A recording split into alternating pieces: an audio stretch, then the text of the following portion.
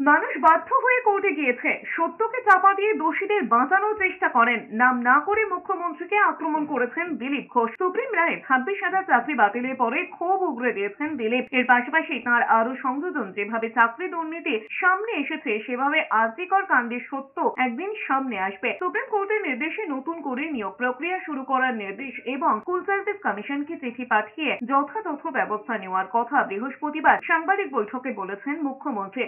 দিলীপের পাল্টা প্রশ্ন, কিসের ভিত্তিতে তিনি যোগ্য অযোগ্যদের বাছাই করবেন? 26,000-এর চাকরি গেল, তারা তো সবাই দোষী নয়, সবাই টাকা দিয়ে চাকরি পেয়েছে এরকম নয়।